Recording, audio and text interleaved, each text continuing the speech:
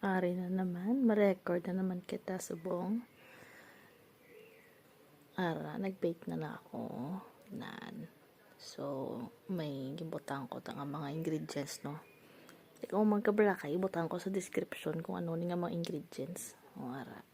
So, nag-check ang ko digo very slight. Tapos, dry ingredients na naman. Ibutang, i-impon dara sa inyo nga wet ingredients na. Tapos, nag-ano na ko ni. Sige, ibutang sang asin. Basta hindi na magsanto, ha? Kinaga-record ko lain. So, mix. Tapos, butter. Okay. Tapos, butang ka mo gamay nga flour sa inyo nga countertop. Kung din man ka mamasa. Kaya medyo pilit ki man ang dough, no? Pero sige nyo lang na masa. Itiyagain nyo lang. Sige, masa-masa. Okay.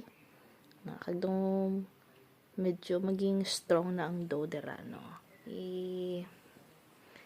Itiyagain nyo lang. Hasta nga maging flexible siya and very strong. Hindi na siya mag-gisi-gisi. Ano na ni? Sige. Tapos, i-rest nyo dayon no? So, ibutang nyo na sa medyo mainit nga lugar, no? Kagbutangan nyo sang oil, ha? Ang sulodlan nyo, kung di nyo siya i-rest, no?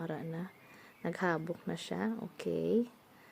Tapos, itansahon nyo lang, no? Make sure nga may oil in yung hands, kagang inyo ng baking pan, kung ano man ang baking pan nyo dira, para hindi siya magtapik dira, o kung i-bake nyo na karon so, tungaan nyo lang, okay.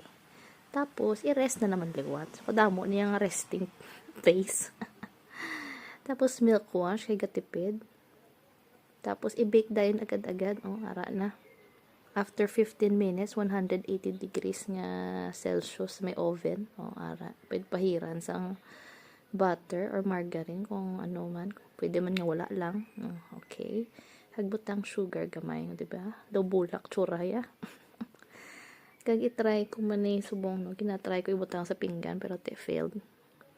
So, pwede na.